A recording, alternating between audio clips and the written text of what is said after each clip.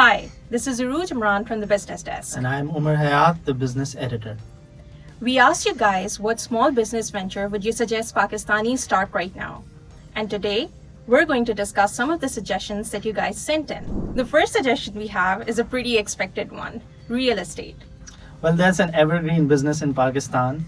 By that, I would understand it to mean that consultancy, sale and purchase of plots, anyone can start that. That's right. And in Pakistan, that has high returns. So it's a good, decent enough suggestion. But currently, the real estate market is not doing so well. So, A, you need to have contacts to be able to do this business, and B, you might need like some capital as well to begin that. Then we have trading stocks.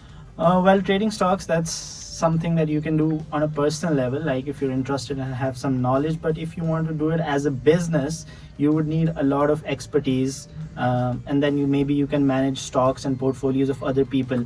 But that's a very specialized business, I would say. Not everyone can get into it. But on a personal level, if you're like a retail investor, then yeah, go for it. Then we have e-commerce. Well, e-commerce has been a very lucrative business in recent times. There are a lot of websites popping up. The only thing that I would look at is whether I can trust that particular business. So it will take you some time to gain the trust of your customers. If you're doing a good job, if you're delivering what you're actually committing to deliver and on time, I think it can work well for you. A lot of people these days are shopping online, so that's a good one. We have real estate and event management. Well, we've covered real estate. Event management these days, I mean, because the economy is going through a downturn, there's not so many concerts and social events that are happening. I remember during my college days, there was a concert every week, but then not so many, events happening at this stage. So I'm not sure if it's going to be a lucrative business, but then again, this is also a business that requires client servicing and winning client trust, just like in e-commerce. So if you really, work hard, build a reputation for yourself, eventually you can succeed in this business as well. Introducing economical but tasty food type. This would definitely be a win. That's a very popular business here. Pakistanis are foodies. Every other day there's a restaurant that pops up. Yes, and this is a profitable business as well. I know personally some friends who after university ventured into this field, and they're doing really well for themselves. Like every other business, I think I've mentioned it a couple of times earlier as well. You need to build a reputation. You need to win the trust of your customers. That's very important in this business. The input costs have recently gone up sharply. For instance, Pakistan, as you all know, is going through floods right now. There's a shortage of essential commodities such as vegetables, wheat. So not the ideal business to jump into right now, but broadly speaking, it has had good returns. Yes, please, we would really like economical food. A school with good teachers. Well, speaking from a social perspective, Pakistan obviously needs good schools. But if you're thinking about opening a school, make sure that you are giving proper schooling there. It's not like a school in a room, like in every other street you see a two-room school. That's not the ideal school for kids. You shouldn't look at it as a business venture.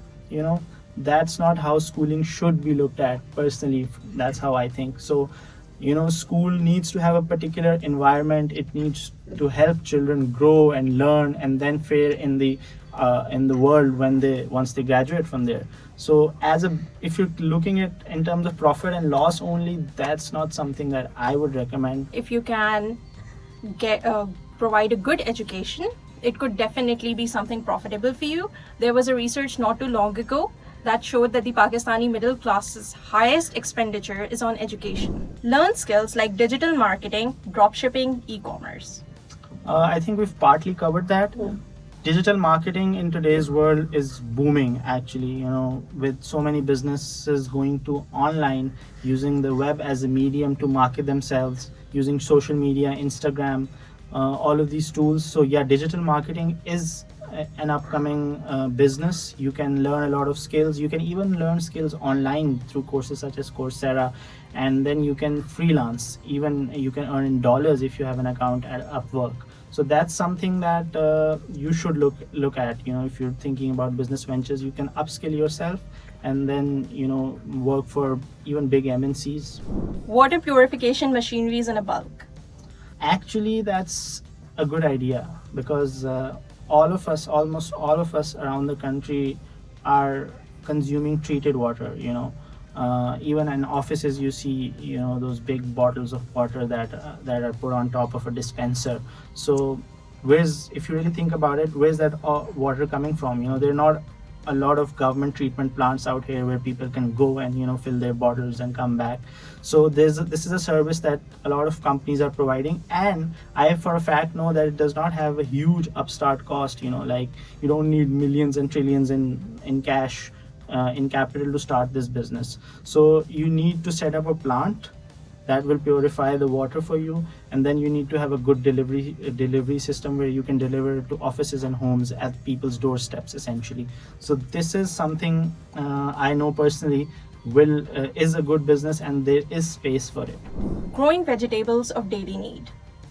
Well, as a business venture, you need to have a big chunk of land for that before anything else. Obviously, if you want to grow vegetables, if you want to venture out into agri farming, that you need land. So if you can arrange that, it's a good business. Currently, Pakistan, like I mentioned earlier, is going through a shortage of certain vegetables.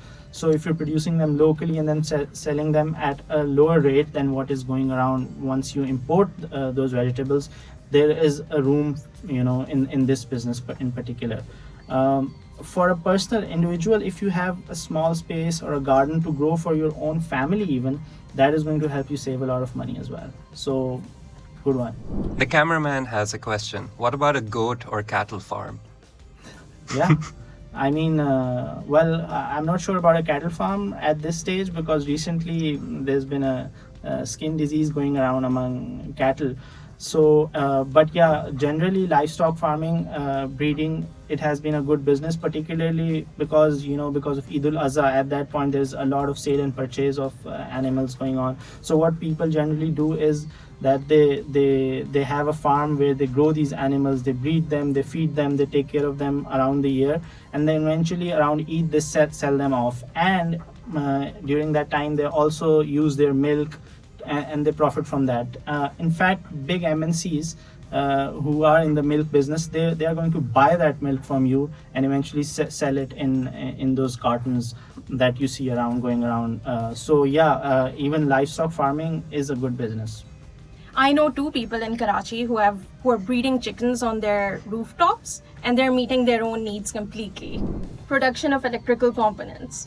Personally, I'm not very well aware about the scope of this business. What it's like I mentioned for a couple of other suggestions that you gave earlier. It's a very specialized area, so you need to know exactly what kind of inputs are going to go in, what components are you trying to make, and then what market are you targeting. So all of that research will go into determining whether this is a good business idea or not. But in fact, for any business that you're planning to think, you need to do that research. What's going to be your target market, what's the gap that you're looking to fill. This is just generally a good idea before you start a business venture. So last one from the cameraman. I have to ask, what about importing solar panels and selling them? Importing solar panels, recently the government has actually removed duties from that, and the government is encouraging you guys to import solar panels, install them. Obviously, like you all know, Pakistan has a huge energy problem where we're reliant on fossil fuels, oil, coal to produce our own electricity. So generally it's an environmentally friendly option as well. But currently the government is encouraging you to venture out into this business, import. There's very less taxes and duties on importing solar panels. You might need a big startup amount, like a capital investment to begin this in the first place, but if you can secure that, that's the future. So having gone over all of these suggestions, I think the most lucrative and the ones that made the most sense are digital marketing, e-commerce, anything that relates to online business. there's a boom in it, and that's going to continue for the foreseeable future. So upskill yourself, start an online business. That's a good idea, and it requires minimal capital investment, so you can go for it. The second one, the evergreen business in Pakistan, food. We're all foodies. Restaurants have traditionally done really well in Pakistan. That's the most popular entertainment choice for most Pakistanis. You go out, have food. So if you can win the trust of your customers, serve cheap food but also quality food, particularly in this economic environment, it'll do well for you. One business that I would not recommend unless you're an expert in the field, or unless you have the backing of experts, is manufacturing electrical components. It's a tricky one. You really need to know what you're doing, what you're making, how you're going to make it, what you'll have to work out the entire feasibility, costing, and then the margins in this one. So it's not something that anyone can just venture into. You need to know what you're doing before you start. That's all for today. Thank you so much for sending in your responses. If you have any questions that you would like us to ask, do let us know.